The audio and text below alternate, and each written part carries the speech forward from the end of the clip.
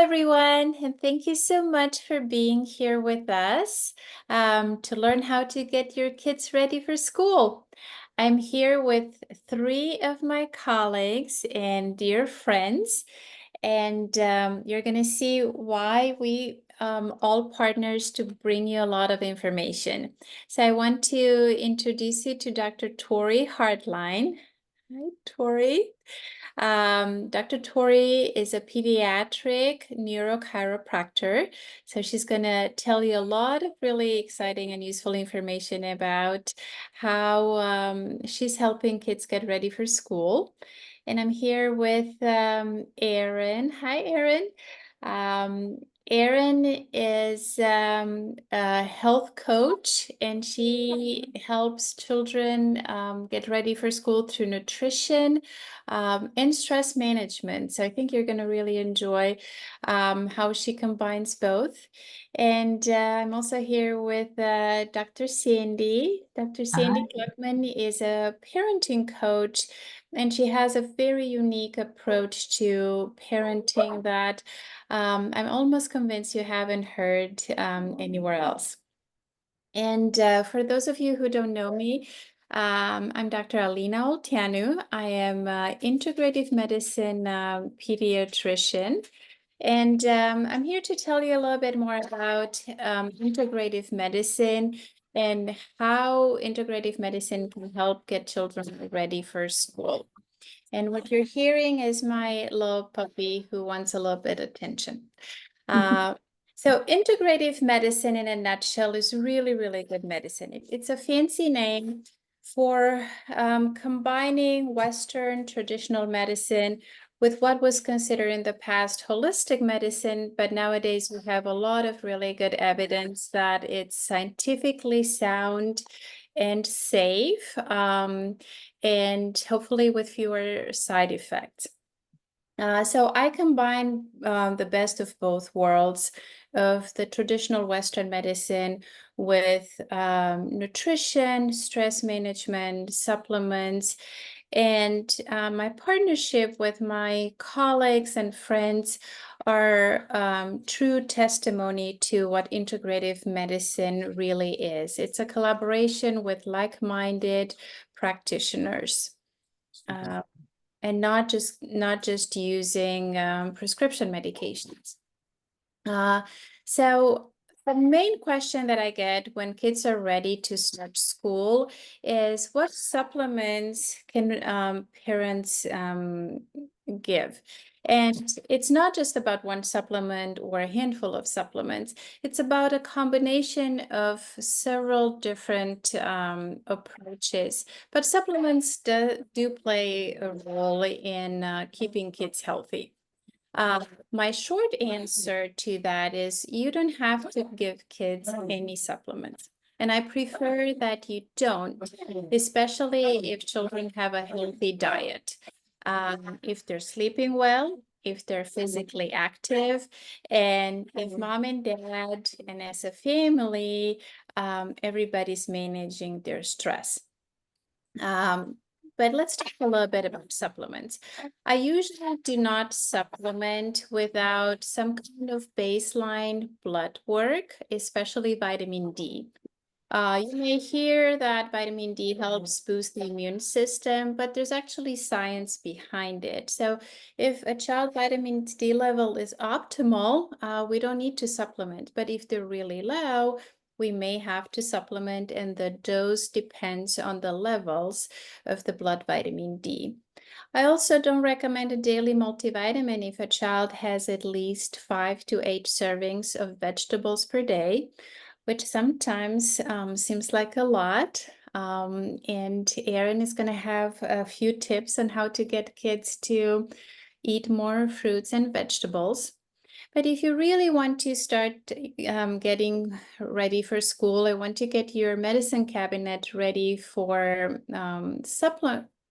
school by buying some supplements. I do recommend to stock up with vitamin D, vitamin C, zinc, elderberry, and a nasal saline spray, and probiotics. I do, however, want to mention that It's really important for parents to keep in mind that to treat supplements like prescription medications and not just give them out like candy. Food is the safest way to keep kids healthy. And if you want to add supplements, I would suggest to work with an integrative medicine pediatrician or a physician who is knowledgeable in nutritional supplements. Um, Other tips that I have to get kids ready for school is to make sure they're sleeping enough, especially teenagers during summertime. They are not sleeping enough, or they're sleeping in until 10, 11, noon. So when school starts, they're sleep deprived if they only get 6, 7 hours of sleep per night. So my suggestion would be 2 weeks before school starts to push the bedtime 15 minutes earlier. So that way, by the time school starts, everybody's going to sleep around 9, 10 o'clock, depending on their age. My other tip is physical activity. And while increasing the physical activity, decreasing screen time. Decreasing screen time helps with sleep. It helps with nervous system self-regulation, just with overall health. When we take something away from children, screen time, computer games, we have to put something else in place. Otherwise, the entire family is going to be on edge. So I strongly recommend to get kids into sports, any kind of physical activity, any kind of movement. Some kids are not athletes. They're never going to like to do any kind of sports, but everyone can walk, everyone can ride a bike, jump on the trampoline, go to the pool. So what's really important is to get kids moving at least an hour or two a day. So these are my top tips from an integrative medicine perspective. Last but not least, what you're going to hear about today is how the role that stress plays into children's health and how important it is to manage stress for children. I can give you a couple of tips just for kids, but I can already tell you that kids learn how to manage their stress from their parents. So Dr. Sandy Gluckman is going to talk to you about that. And that there's certain techniques, strategies that parents can learn to help children balance their nervous system.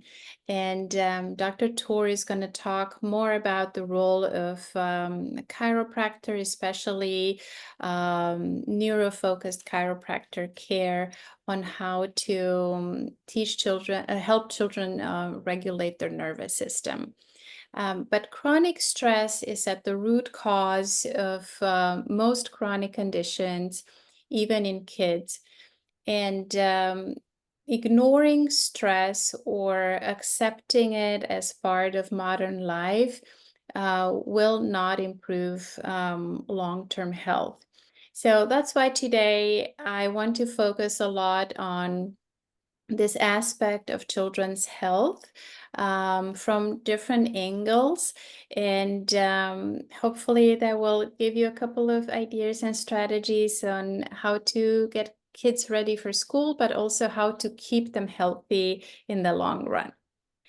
So if you have any questions, you can type them in the chat.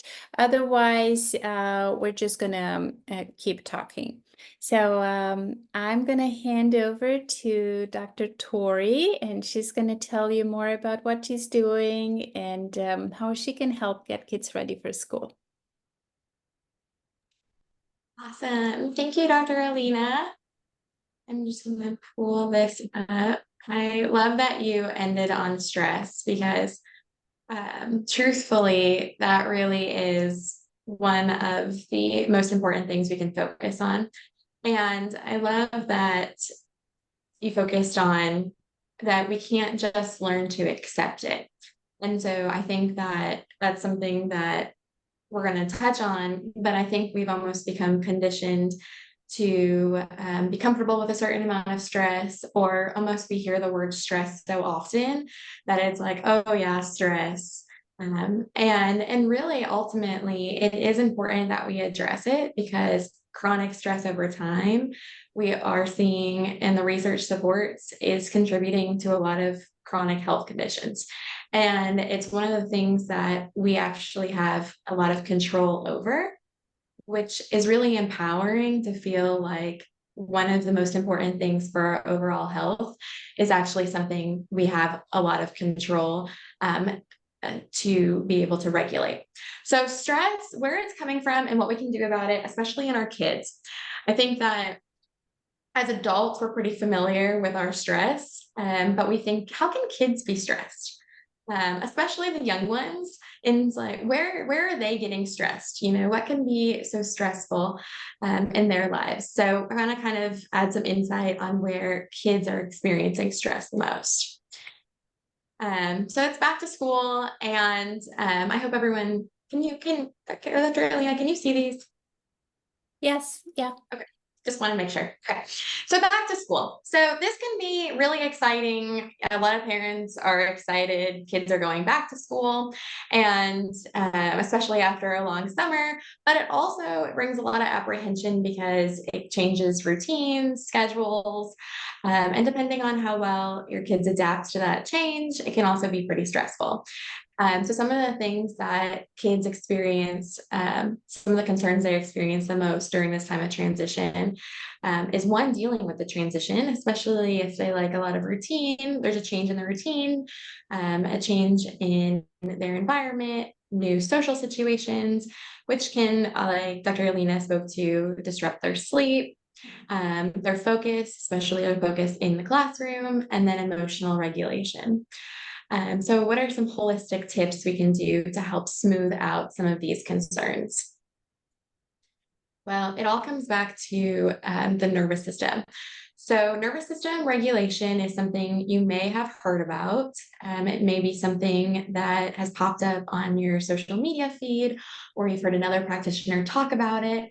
But what does it really mean? Well, the nervous system, when I first heard the word nervous system before I became a practitioner, I thought about the brain. And the reality is it goes so much further beyond the brain. So we have the brain, the brainstem, the spinal cord.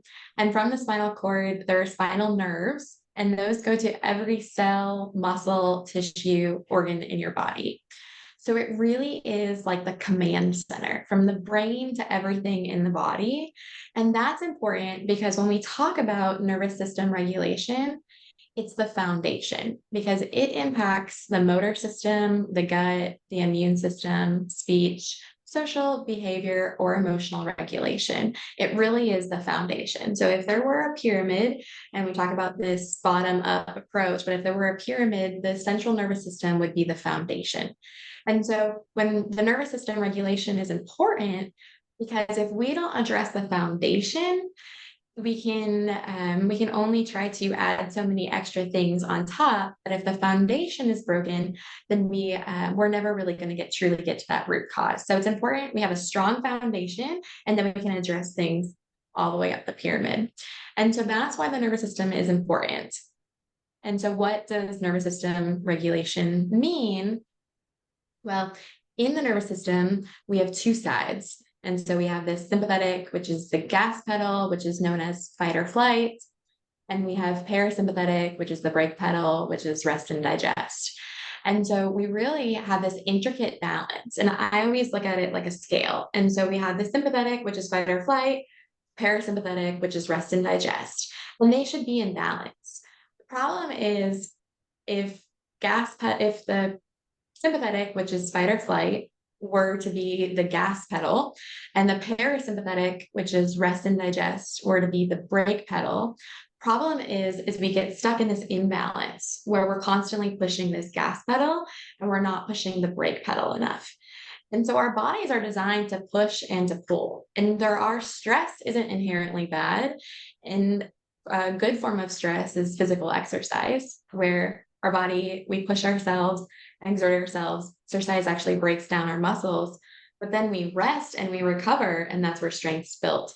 And so it really is, it's about this intricate dynamic on pushing the gas pedal, but also pushing the brake pedal. Uh, and so that's when we say regulation. We're talking about that regulation between the push and the pull, the rest and the digest, and the fight and the flight. And so we're really trying to regulate, and that's where we really want to be. We want to be able to push when we need to push and rest when we need to rest. So with kids, if we're talking about this nervous system regulation, and we have the gas pedal and we have the brake pedal, and too often we're too heavy on the gas pedal, or what's also known as sympathetic dominance. Sympathetic dominance is when we're stuck on the gas pedal or that sympathetic nervous system. So what are the things that are pushing the gas pedal in kids? Well, we have 3 T's, which are forms of stress. And so we have physical stress, mental and emotional stress, and environmental stress. So the physical stress that we're seeing in kids is slips, falls, especially when they're kids, especially on the playground. So they're slipping, they're falling, they're moving, which is also good. And like I said, it's not inherently bad. It's just when we culminate and we're not balancing. So we have slips, falls, posture. Posture is a really big factor, especially I put on here tech neck, where we're constantly spending more time on technology, even tablets, and it's pulling our posture forward. And that's actually creating changes in the curve in our neck or our cervical spine. And so it's really important that we recognize the demand of posture over time. And then exercise, too much and too little. It really is, we can have too much exercise and we can have too little exercise. Oh, sorry, I just saw Erin's comment. Can you not see the slides moving? No. No, they're not moving with We can see what you're the saying. first one. You can only see the first one? Yeah. But this is all such great information, especially the foundation of stress.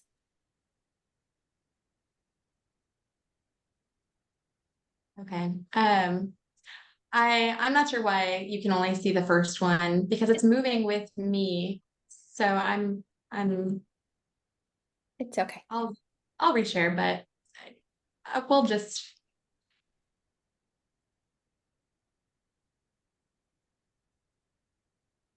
see. Do you have it on presentation mode? Okay. Oh, there it is. There it is. Yes. Perfect. See, if I change this, do you guys see that change? Yes. Yep. Okay, Yay. perfect. Okay, so gas pedal. So what's contributing to this? So we have the physical stress, especially in kids, and then the transition, especially during the school year, into the classroom, which increases, posture. And then exercise, we have too much and too little. So too much exercise is a physical demand, but then we also have too little, which is a really interesting topic in the mental health world. And I think how we're overstimulated mentally and understimulated physically, especially when it comes to play. And then we have thoughts, which is what we commonly know as stress, which is stress, anxiety, mental and emotional stress. The fact that we have a society that we overschedule, go, go, go. Some really interesting research on one of the key indicators of childhood anxiety is actually how much parents are in a hurry, which is really fascinating. But we have this schedule where we're constantly going. And then we have overstimulation, and that's nervous system stress. And so we live in a world that we have noise, we have sound, we have smells, we have lights. Kids' toys are trying to catch our attention. Kids' games, especially on technology, are even more stimulating than ever before. And so that's one of the ways that we're experiencing mental and emotional stress. And then the final one is toxic stress or environmental stress. And so this is the toxic load that we're experiencing in our environment. which goes to the quality of our diet, different medications, if you're on chronic antibiotics, just how that affects the gut. Not that those are bad, there's a time and place, but what is our overall toxic load? Because the more our body has to filter, it increases the demand on our system. So if that's how we're pushing the gas pedal, so if that's how we're stimulating the sympathetic nervous system, or we're ending up on stress, how do we push the brake pedal? And so we push the brake pedal through the vagus nerve, which is it's the longest cranial nerve. It goes from the brain all the way down to the gut. And why would that be important? Well, research actually shows that stimulating the vagus nerve impacts kids' ability for social skills, communication, daily living skills. It also decreases intestinal inflammation, which we know inflammation is the root of a lot of modern day struggles. And we know that we can't be in growth and protection at the same time. And so when we're stuck on this gas pedal, we are in survival. And so that's protection. And our body is going to move from a place of survival or protection rather than a place of growth and development. And so as we're transitioning into the school year, we want to set our kids up for success. We want them to be able to reach their optimal potential. We want them to grow and to develop. Will have bandwidth in their system to experience the changes and the transition and the stressors, but have the bandwidth to adapt to that stress and really grow through that. And that's why we want to be regulated, because when we push the brake pedal and we can calm our nervous system down and regulate our nervous system, we are more able to adapt when stressors come our way. And so we want to be able to move into a place where we're not only just in protection or survival, but we're in growth and to really reach that optimal potential. So what can you do to smooth your back to school transition? Well, you can identify where your children may be experiencing stress in the 3 T's. And so what area may they be experiencing the most amount of stress? And how can we identify those and decrease that? But then also, what are we doing to help manage the stress we're exposed to and support our body or push the brake pedal? So it's twofold. We want to identify the stressors, but then we also want to give our body the support that it needs. And you can do that through chiropractic. You can do that through exercise or play. And lots more, which a lot of our amazing speakers are going to touch on as well. But if we can do anything to have a smooth transition, let's regulate the nervous system so our kids have the bandwidth in their nervous system to adapt and to grow and to develop and to really reach their optimal potential. Okay. Thank you so much, Tori. This was wonderful. Absolutely. Yes, what I really like about what you said, I liked a lot of things, but one of the main things that I liked is that we want kids to grow. We don't just want to keep them in survival. My role, a big part of my day-to-day visits with parents is when they have a cold or when they get really sick, I do make sure that I keep them alive. And I try to teach them how not to get sick. But there is a step further in health. And that's what the 4 of us want to tell you today. It's about creating a healthy life for children to reach their full potential. Because beyond survival, or surviving childhood, our kids are going to become adults. So we want them to become healthy adults without mental health problems, without chronic health problems, because a lot of the adult illnesses do have their seeds planted in childhood. So we're trying to reverse that. So thank you. Absolutely. So I think Erin is next. So she's gonna tell you more about rest and digest and healthy snacks and eating and how to make it easy for Yes, parents. I'm ready. Okay, so my internet, I will say you guys froze for a minute, and so I don't know if it's my internet or somebody else's. I think it's mine. So if you lose me, we're just gonna move through. This happens occasionally. So anyway, I'm Erin. I'll just give you some background. I am a former educator. I spent 16 years in various public, private education settings, probably more if I consider how much time I volunteered as a college student in the school system. My love is kids. My passion is to help kids feel seen and cared for and to feel safe.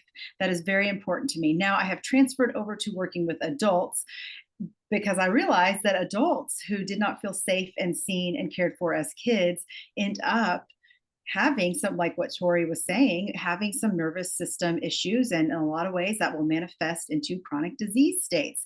So that is my background. I do have 3 kids. My oldest is about to be not, I mean, she's already not a kid. She'll be 20 next month. So I won't even have a teenager anymore. And then I have a 10-year-old and a 7-year-old. So my training in nutrition comes from the Institute for Integrative Nutrition and the School of Applied Functional Medicine. And so the whole aspect of integrative health that Dr. Alina talked about at the beginning is very important for my own health struggles, for the health struggles of my kids. We found Dr. Alina during a time when my youngest was so much struggling and needing the pieces to be connected with nutrition, with health interventions from a pediatrician, with chiropractic care as well. I mean, it all has played a role, nervous system support, the things that Dr. Sandy's going to talk to you about. So before I share my top 2 tips, because I'm only bringing you 2, I could talk about this stuff forever, but I realize for sake of time, I'm going to shorten it. And that's why I'm looking at my notes. I want to stay on track. I do want to share my basic nutritional philosophies. The first one is a body in stress won't digest. I say this over and over again. And as Tori explained to you, there are different types of stress. If you are experiencing physiological stress inside the body because the body can't break down nutrients, it's going to be very hard to digest and use those nutrients for the health of everything that you do. If you're experiencing emotional stress, and I do believe, I will say that I say this not even loosely. I think it's a fact that the kids who have been born from 2000 on are exposed to more stressors, toxins, challenges than ever before in history at one time. We have a lot of compounded stress in the form of micro stressors. And so that makes it very difficult to digest as well. My other philosophy is that I don't teach people how to diet. That is not the kind of nutrition coach that I am. I help people restore safety to the body and brain through nutrients. When the body has enough nutrients to detoxify, we feel safe. Our bodies feel safe from a nervous system perspective. And I will also say, contrary to what we will see from media and popular belief, I don't think we have an obesity epidemic. I think we have an epidemic of nutrient deficiency and toxin excess. So I'm going to say that again. We have an epidemic, and this is true for our kids, of nutrient deficiency and toxin excess. And what I mean by that is our adipose tissue is an incredible storage place for fat soluble toxins that are not getting mobilized through phase 2 and phase 3 detoxification because we don't have enough nutrients in our diet to make that happen. So that is why nutrition is so important to help your kids feel more safe mentally, physically, and from a nervous system perspective as well. These nutrients from food are our building blocks for cellular health. So if we're talking about mental health, a lot of times we talk about serotonin. Serotonin we consider the happy neurotransmitter, the happy chemical that makes you feel good. Well, how do we make serotonin in the body? We make serotonin from tryptophan and from B vitamins. Dopamine is a hot topic right now. We're all looking for dopamine somehow. Well, we can make dopamine through food via tyrosine, another amino acid like tryptophan, and B6. These are nutrients we get from food. And yes, like Dr. Alina said, we can get them through supplements too. In some cases, that might be beneficial, but food is such a good starting point. One of the struggles is that over 70% of our daily intake of food comes from ultra processed foods. These foods have been engineered to hook our brains, to hook our neurotransmitters, to keep us craving more while never actually feeling full. So if you give your kids a bag of Doritos, they will likely eat the whole bag in one setting and still ask for more food. Those nutrients in the Doritos have been so overly processed, and there's a lot of additives, there's food dye, there's monosodium glutamate, which is my personal food demon. I really have bad reactions to MSG, monosodium glutamate, so I'm always looking at labels for that. But for kids, this can create this insatiable desire to overconsume, never feel full, always feeling dysregulated. So that is just something to consider. If you don't know what's ultra processed, because we do throw that word around a lot, a good question would be, can I make this at home? Can I make this thing exactly how it is at home? So the more ingredients, the more additives, the more colorings, things like that, the less you're going to be able to really do exactly that same thing at home. And that's something to check in on. All of those ultra processed foods do create more physiological stress inside the body, which then can be very dysregulating for the nervous system and for the brain. So that's my just quick background. Now I'm going to give you 2 tips to share to support your child's mental health to decrease the stress during the school year. Because even as I'm saying this, we're all going to take a deep breath. Food, the topic of food can bring in a lot of stress for a lot of people. If you're listening to this and you are a parent, you probably have a lot of your own beliefs about food. You've probably been on 1 or 2 diets. You've been told different things from different people about what food is good and what food is not good. And that can create a lot of confusion. And sometimes it can bring up a lot of emotions. And so I do want to acknowledge that. For anybody who is watching this, I want to be sensitive to wherever you are coming from and your food journey. These 2 tips that I'm going to bring to you are pretty much universal, I think, for everyone, and we can all benefit from this. But specifically for kids starting the school year, I think these are just foundational things you can do to make sure your kids are getting nutrients to start the school year off well. So number 1 thing is going to sound obvious, and you probably have heard this 1,000 times, but keep an open mind, is to cut back on added sugar. I know that seems obvious, and you might think, oh, we don't really eat that much sugar. My kids don't drink sodas. Well, the recommended daily amount for kids is 25 grams, and that added sugar is hurting their mental health. And I'm going to give you a great example of why. A research study, I'm going to read off my notes here, at Yale University examined the effects of a sugar-sweetened beverage on teenage boys. So they found that 4 to 5 hours after these teenage boys drank a sugar-sweetened beverage that did not have caffeine, their adrenaline levels quadrupled. Okay, their adrenaline is a stress hormone. It is something that is produced by the adrenal glands under fight or flight sympathetic activation situations. So these symptoms these boys had 4 to 5 hours after drinking a sugar sweetened beverage was shaking, sweating, weakness, pounding heart. If you've had a panic attack, my guess is it probably felt a lot like that. So as a parent, again, no judgment. We do what we need to do a lot of times just to survive, okay? I'm just going to put that out there. I understand the struggle. But I want you to think about your child, what they start their day with. If they are starting their day with orange juice, any kind of juice, honestly, most of them are sweetened with, it's been refined so much that it doesn't even have the fiber of the actual fruit in it. Any kind of juice, any kind of soda starting the day, any kind of sugary breakfast cereal. I would love for you just to consider, again, no judgment. This is a time to, I like to say, adopt a mindset of curiosity about your kids and their behaviors and your patterns as a parent. What is their behavior like 4 to 5 hours after breakfast?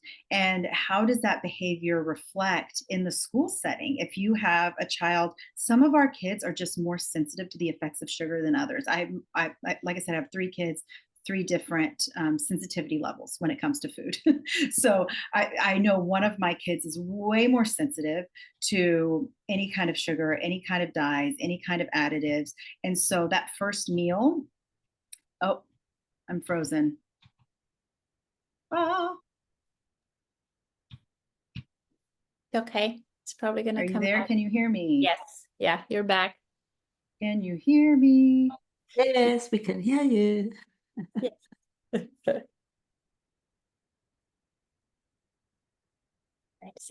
Oh, can you hear me? yes, you're back. I'm back. Oh, I knew it. You guys got fuzzy and that's what happened. So it says my internet connection is unstable. Awesome. All right. So sugar, I was talking about sugar and that effect in 4 to 5 hours. Fruit is different. Fruit has natural fiber, phytonutrients, things that are going to be more stabilizing from the body. So that would just be the thing to, again, adopt a mindset of curiosity. Look in your pantry. Does your peanut butter have extra sugar in it? Go to no sugar added peanut butter. Does your, what kind of things are you feeding your kids in the morning? Crackers, cookies. The other thing to do is if your kids do like sodas or sugar sweetened things, you just want to wean them off, you could take a Waterloo seltzer. You can add in a few drops or maybe 1 drop of liquid stevia. Stevia is still considered safe right now in the research, although it's always changing, just to slowly wean them off of the straight up high fructose corn syrup, those kinds of things. So those are some ways to cut back. My second tip that I'm going to leave you with is to increase protein at breakfast. So just like I said that sugar can spike adrenaline throughout the day, what protein does is they found this in the research that increasing protein at breakfast actually improves sustained dopamine and focus throughout the day. So we do have an epidemic of kids with ADHD symptoms, whether they're diagnosed or not, they have symptoms of ADHD. And this definitely impacts the way that their body receives and holds on to dopamine, which impacts their learning, their motivation, their focus, their even just their comfort levels in general. So getting enough protein in the morning can help leave them with sustained dopamine. Same for adults. So for adults, that number I usually recommend is 30 grams of protein at breakfast. For kids, that might be more difficult. So I even think for a lot of kids, just getting 15 would be a great start. If we think about how little protein is in some of our commonly consumed breakfast foods like cereal, and I'm trying to think of other things that people, bars, things like that, just shooting for 15 would be great. You can do that with eggs or always, I'm going to say nature's multivitamin. I do know that a lot of people have sensitivities to eggs, and then there are food issues. Kids don't love eggs, but eggs are a great way. Like I said, nut butters, unsweetened nut butter can be a good way to get a little added protein. Greek yogurt. Earlier today, we have discovered, I'm going to show you guys an example. Has anyone seen this brand of protein powder? I love it. It is beef protein isolate. It's grass-fed beef. So it doesn't have dairy, it doesn't have whey, which can be problematic for some people, but it's called Prime Protein. This is salted caramel. It really only has, 3 ingredients. It's sweetened with stevia, and putting a little bit of this in Greek yogurt could be a way to up protein for kids. If, again, they don't have dairy issues with yogurt, or you could mix it into a drink or blend it into a smoothie, something like that. That's a great way to get some added protein. Chickpeas and beans are also really wonderful forms of some of our B vitamins. They're not a full source of protein. They're more fiber than anything, but they can also be a great addition to just kind of bump up that protein. Let me see what I've missed. I do want to speak to, like I said, we want to be very gentle and cautious. The body and stress won't digest. And so any recommendations for our kids, if we try to add on a whole bunch of things really fast, might be stressful. Or if we try to take away all of our kids' favorite foods that bring them comfort, right? Because food is very much associated with comfort and a felt sense of safety. If we try too hard to do that, that can increase stress. I want to quickly mention a concern for eating disorders, because we do have an epidemic. I know Dr. Alina can speak to that as well. There's an epidemic of eating disorders in children. I know there's one restrictive food intake disorder, I believe called ARFID, that is increasing a lot with kids. Those are rooted in nutrient deficiencies. While they manifest in issues with food, many times they have more to do with deficiencies in tryptophan, for sure is one, B vitamins, B6 most notably.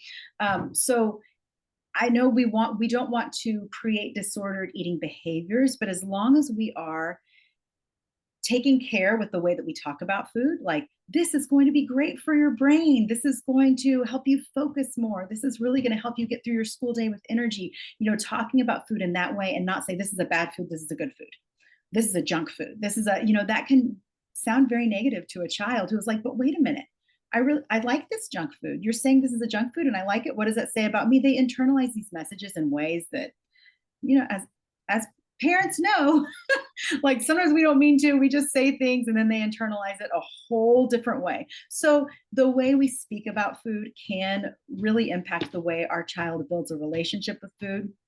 That's why this is sometimes a difficult topic to discuss. Cost considerations.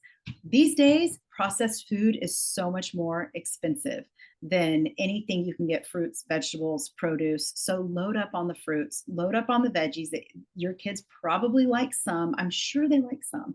And even you can get, there are great ways to add in even frozen veggies. They're picked at peak ripeness and then flash frozen. Sometimes that can be a great opportunity that cuts cost, as opposed to getting fresh produce that ripened on the way to the store in the box, right?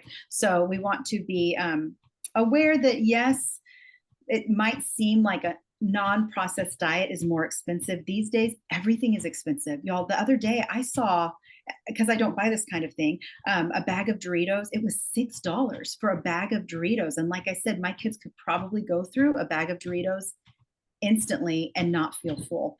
Some other ideas for protein snacks. I love these. If you haven't seen these grass-fed chomps, we keep these on hand all the time. They're little ones. We have these. I am a big fan of grass-fed beef, just because for my own mental health reasons, it changed my life when I included beef into my diet. I didn't always grow up eating beef because I thought it was gross. And then I also thought it was bad for you, because they told us, fat and all of that is bad. It's not. It's great for your cells. So here's more chomps. And then I like the Epic bars. Epic chicken sriracha is my favorite. My kids like that too. I brought, because we're low on groceries, my other visual is bananas. Do you know how inexpensive bananas are and how many amazing phytonutrients and ingredients are in bananas? So just having them available in the house, unlike me when I need to go get groceries, having them available is great. If your kids do want a snacky, crunchy snack, this is something currently I am a fan of. It's been opened. This is the Lesser Evil brand of popcorn. It only has just a few ingredients. It's popcorn, coconut oil, it's organic. So I get those for my kids' school lunches, so they feel like they're not left out, and they're also having something crunchy like their friends. Siete brand products are really great. For any other ideas you want, Dr. Alina and I have put together this book. I brought that as a visual as well. It's called Brain Food for the Whole Family. It's easy, kid-friendly recipes. I talk a lot more about how to talk to your kids about food and get more veggies into their diet. There are some snack ideas here as well. That's available on Amazon. And any other questions or information you want from me, my podcast is called Sparking Wholeness, and you can find me on Instagram at Sparking Wholeness as well. So I don't know if there are any other questions or you guys want me to address anything else. I'm looking at the comments in the chat, the Q&A. Yeah, and I think kids, what's really cool, teaching kids how to look at food ingredients and looking at even just talking about cellular health. I saw Tori mentioned earlier, Bruce Lipton, he's one of my favorites. Just the health of the cell membrane, which is the outside layer of your cells. We want the cell membrane to be able to transmit information best as possible. And my 10-year-old came up with a great analogy for that you guys can pass on to your kids. I was talking to him about avocados. And so if you think about cells, think about a perfect avocado. In the middle of the avocado is the pit. That's like the cell nucleus, right? And then the outer part of the avocado, when it's a healthy ripe avocado, it's green and alive. And then the skin it looks less withery, I will say. A damaged cell looks a little bit like an unhealthy, overly ripe avocado. It's just it's not going to taste as good. It might not be as nutritious. It might be a little bit mushy. And so we want our cells to be like healthy, ripe avocados. And kids get that. When we talk about what makes cells healthy, kids really can catch on to that and know, oh, so if I'm eating my fruits and vegetables and eating some good protein, my cells talk better to one another. And then my gut, I call them gut buddies, the microbiome, microbial diversity in the gut, my gut buddies are happy too. So it's a great way to talk to kids, but that is, I don't know if there's anything else. I will move on to Dr. Sandy. I'm so glad that you are going to be finishing us out. You have so much wisdom to offer, and I will pass it on to you. Thank you. Thank you. After you guys, it's going to be a hard act to follow. So I'm Dr. Sandy Gluckman, and my practice is called Parenting That Heals. I think that kind of tells it all. I coach parents who have got children with learning or behavior or mood challenges. And I coach parents how to heal those challenges from the inside out, not from the outside in, except for diet and food, Erin. But I describe myself as practicing spirit, brain, body medicine. And my philosophy is that when we have a healthy, robust, strong, happy, calm, contented, alive spirit, we're going to have a healthy body functioning in the best way it knows how, and a healthy brain functioning in the best way it's meant to function. So that's spirit, brain, body medicine. So, and my approach, of course, is also to be able to heal these children from the inside out without the use of medication wherever that is possible. So let me begin today by saying that there are two critically important things that parents of today really need to be able to know how to do so that your children can be physically, mentally, emotionally, intellectually strong and healthy. And the first thing is that you need to know all about inflammation. You need to be able as a parent to prevent the inflammation from building up in the spirit and the body and the brain. Or if the inflammation has already occurred, you need as a parent to know, how do I bring that inflammation down? For me, that's where it all begins and ends. And that requires information, it requires knowledge, and it requires the skill and the tools to know as a parent, is my child inflamed? Is the brain inflamed? Is my child's spirit inflamed? What do I do to bring that inflammation down or to prevent it? And the second most critical, important thing that a parent today needs to know is all about the nervous system. And as my wonderful colleagues have spoken about, it's a big topic today. The dysregulated nervous system can cause havoc in our children's lives and in our lives. So parents need to know, how do I raise a child who has got a calm and regulated nervous system? So what do we know? We know that inflammation can trigger behavior problems in children. It can trigger mood problems. It can trigger learning problems.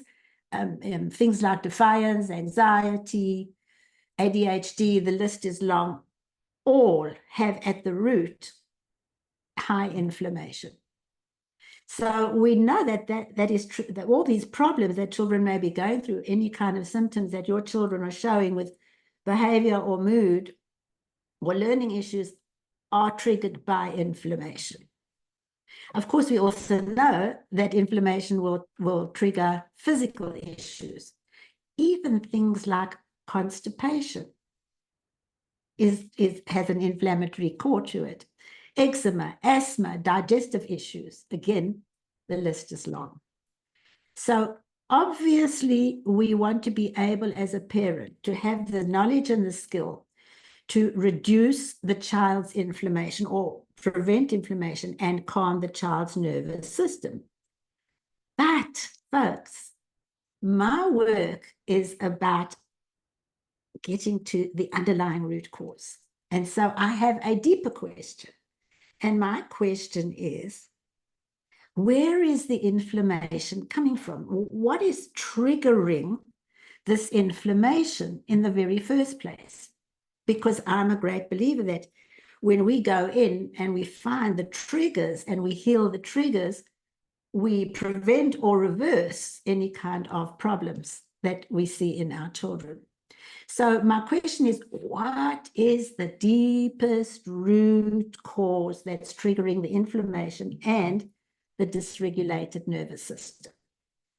And the answer you've heard from my wonderful colleagues is stress. It is stress that is at the root of all of the issues that we want to prevent in our children's lives, or we want to heal in our children's lives. So clearly then, the natural conclusion we will come to is that as a parent, our role is to keep our children's stress level down as much as is humanly possible in this rather pressurized, stressful world that we live in. But we need to know, how do we help our children navigate this kind of stress? And again, because Dr. Sandy's known for going, what's underneath? What's underneath? Well, I want to know why, as Dr. Tori asked earlier, why would our children be so stressed? I mean, they're just kiddos. They just want to go out and play. And why would they be so stressed? What is it the root cause of the stress? And I don't think you're going to love my answer, but I'm going to tell you anyway, and that is that your children are stressed because moms and dads, you are stressed. Children are stressed because their parents are stressed. Stress is highly contagious. And so when you are stressed, you send out stress signals and stress energy to the children. Their spirit, body, and brain is picking up on it, and you are actually altering the child's chemistry to match your stress chemistry. So when your child is stressed, it's because your child is mirroring the level of stress that you have. The level of stress that the child is feeling inside is directly linked to the level of stress that the parent is carrying and sending out. So I'm looking at my notes because I can go on forever about this, and I want to make sure I don't use too much time. So in actual fact, there's a wonderful Dr. Daniel Siegel has done immense work on the fact that what's going on inside of the parent is going on inside of the child, and it has a scientific name which is called interpersonal neurobiology, because it's interpersonal, but we as parents are sending it out energetically, and the kids are picking up that vibration of stress, and it is causing them to be stressed. So think about it, when you are stressed as a mom or a dad, what's happening is, and we heard from Dr. Tori, is that you will be in survival mode, you will be fighting with life, you will be in fight or flight or freeze, depending on what your stress style is. And none of that is good for the children. Having a parent who's in fight mode means that the child is feeling unsafe, because you're going to yell and you're going to lecture and you're going to be giving consequences. And having a parent who's in flight mode, where the parent is overwhelmed, or freeze mode, is also not good for the child. So one of the things you really want to be able to be aware of is your own stress level.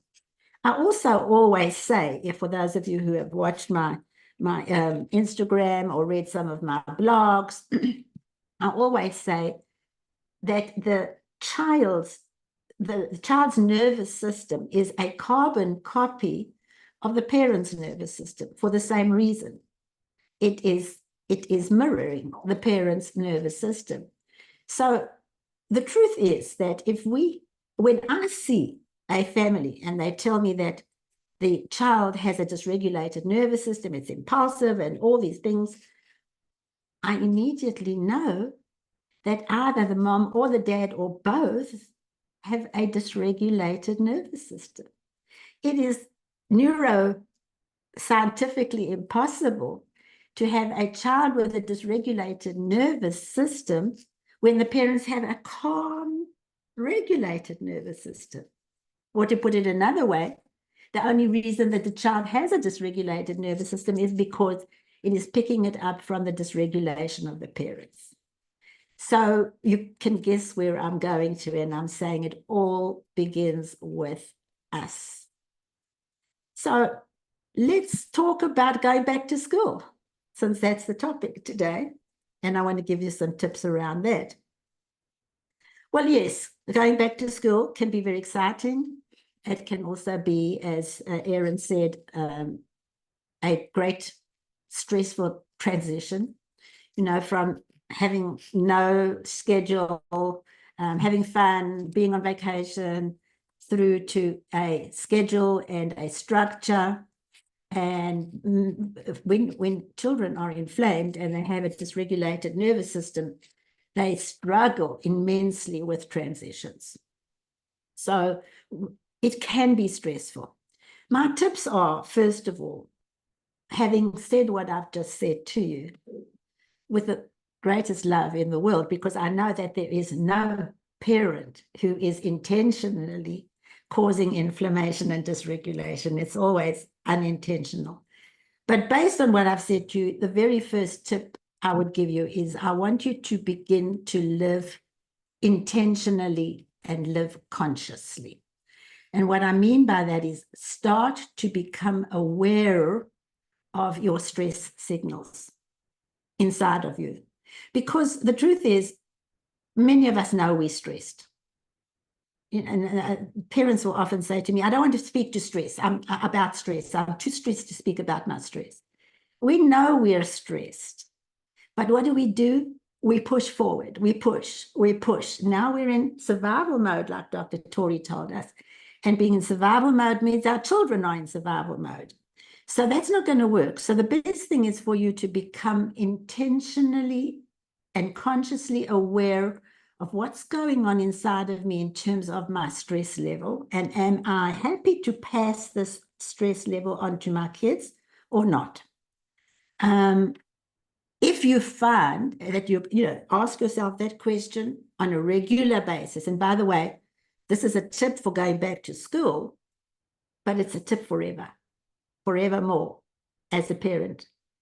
So let's keep it with going back to school. Ask yourself, am I stressing out? And am I sending out stress signals to my kids about going back to school? And if you find that, no, I'm not, I'm excited, I'm not stressed, I'm absolutely calm about it, I'm serene, I'm fine, then congratulate yourself. Well done, well done. If you find that you are stressful, be honest. Have you got stress? And you say, yes, I am so stressed.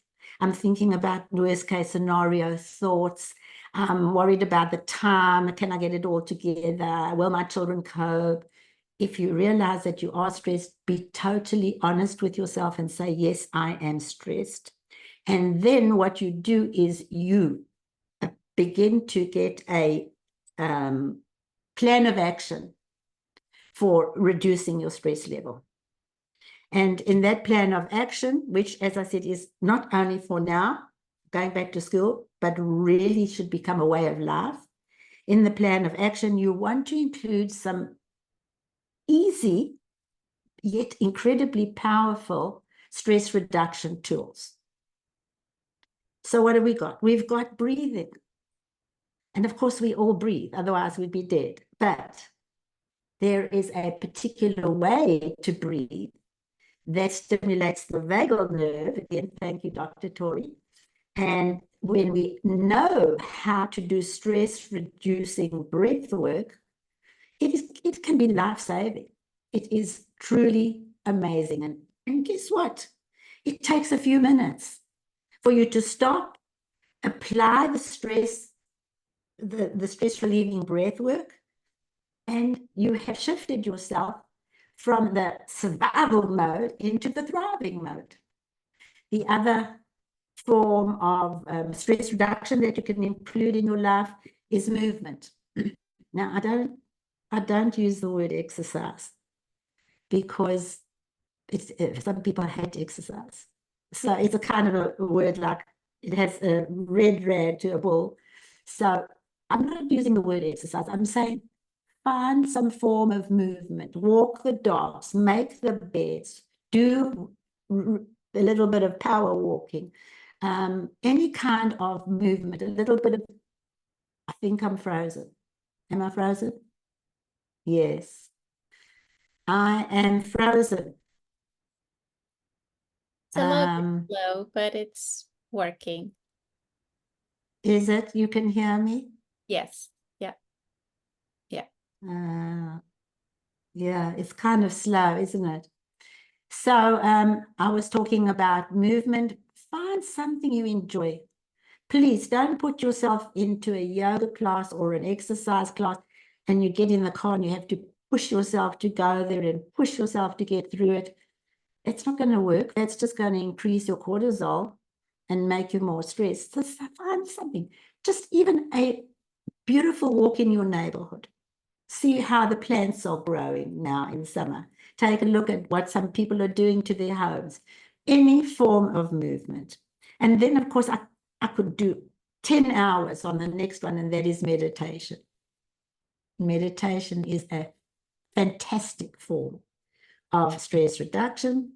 And going back to what we heard from Erin and Dr. Alina, obviously diet and the correct supplements for your body, not just off the shelf, one size fits all. The correct supplements for your body can be very helpful in reducing your stress levels. In our work, in our practice, I work with parents and teach them how to do this. The second tip that I want to give you is that every single conversation that you have with your child, I think I'm frozen again. It's working. I can hear It's working. It's a little bit slow, but it's working. Okay, good. I just look weird. My mouth is open. Okay, I think I'm back. Second tip. Every single conversation that you have with your child, in this case, about going back to school, but going through life in all situations, every conversation needs to be full of excitement, positive anticipation, and joy. Make sure that, especially with going back to school, every conversation paints a picture of a wonderful, happy, easy, fun year ahead. There is a trick to this, though, and that is it needs to be authentic. I don't want you to do a dramatic act of how excited you are for the children, and it's not true. The children will know if you're faking it, and the vagal nerve will tell them. And if you're faking it, you're going to cause more stress in them. So you can see my two tips belong to each other, but tip number one belongs as number one, that is fix your own stress first so that you can feel the joy and you can speak about the anticipation and a beautiful vision, and it will come naturally to you. But please do not pretend. The children will know you're pretending and they will not feel safe. So that's my two tips for you. And I want to thank my wonderful colleagues for all the things you have shared. And I think I will close by saying that you can see that we all need each other. I need Dr. Alina. Well, you need all of us, so to speak. But I mean, if you put together what we're all doing into a beautiful formula for raising children who are learning easily, loving life, feeling good about who they are, engaging with others, and behaving positively. If you put all of what we have shared with you together into a way of life, you will change the trajectory of your children's lives. So thank you, everybody, for being here. Thank you, everybody, as well. There is a question, Dr. Sandy, I think it's for you. I was going to answer for you, but I'm actually more interested in what you have to say.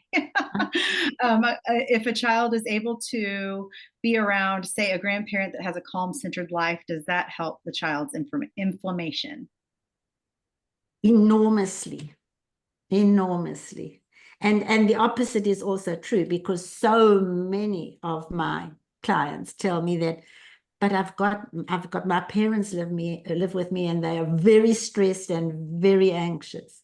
And that's not a good formula. But if you've got a calm grandparent, you are very blessed. Yeah, I also agree. Grandparents can be so grounding. I know my parents were not as grounding for me as they are for my kids as their grandparents, and they're wonderful, but it's different, right? So I love that that question was asked. The other question, and I hope this was addressed, Gia, you said your daughter has a pretty full schedule. How can you ensure she's not getting stressed from this heavy schedule?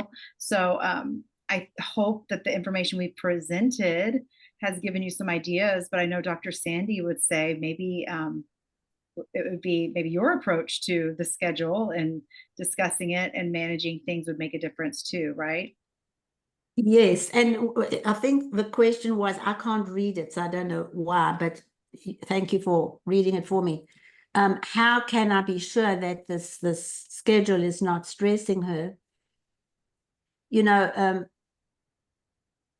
it's a very important question, because parents with all the best love in the world and the best intentions in the world are often guilty of letting children do too much in their schedule, thinking that it's good for them. The more they do, it's so good for them. So you would want to watch out for signs of stress, like is a child showing any kind of symptoms that fall into the categories of fight or flight or freeze. So in other words, are they coming up with temper tantrums? Are they angry more often than they should be? Or are they flight, which means fleeing inwards, withdrawing, want to be in their room, don't want to talk, or even freeze, where they just are overwhelmed. So have a look. I mean, just be, as I said, live consciously and live intentionally, and ask yourself, am I seeing any signs of fight or flight or freeze? Because that will be your clue that your child is overloaded with too much in the schedule. And stress shows up differently depending on the age of the child and if there's any kind of pathology. But for nonverbal children or toddlers or children with neurodevelopmental delays, there's subtle signs of fight, flight, or freeze. This is a universal reaction to stress. So every child, even babies, have this fight, flight, or freeze. You just have to know your child and know what kind of symptoms are stress related. And in terms of therapies, we do, as physicians especially, push a lot of therapies for children who have neurodevelopmental delays or any kind of neurodevelopmental problems. And it depends on the days. Some days a child can do everything, can do speech, occupational, physical, ABA therapy, and he or she is totally fine. And some days they don't want to do anything. They're crying, they're not participating, and then they're not sleeping well. So every child is different, every situation is a little bit different, but I just wanted to make this point that fight, flight, or freeze response to stress is universal. It may just show up differently at different ages. Another point I would like to make is that I don't want you to take away from here that all stress is bad. Stress actually keeps us alive. So it's more the chronic response to stress that causes a dysregulated nervous system. And having a regulated nervous system doesn't always mean that mom and dads are calm. If it's a situation where it's appropriate to react in order to stay alive, it's okay to react in fight, flight, or freeze, but then come back to baseline. So the problem is that is chronic stress can cause this chronic reaction to stress, and that's what's detrimental for the nervous system and eventually for the entire body. So, mom and dad, you don't always have to be calm, but don't stay there. Don't stay in fight, flight, or freeze. Come back to baseline, and give yourself a pass if you slip. And as Dr. Sandy said, just be aware and live consciously. Good So points. Very yeah. good. So I would like to end on this note. And again, thank you all so much. I couldn't do what I do. I couldn't practice integrative medicine if I wouldn't have like-minded practitioners to refer to. So if you have any more questions, you can go to each of our websites, and we're going to email this webinar to everyone who signed up for it. Thank you and have a great day, everyone. Bye. Thank you. Thank you, everybody. Bye.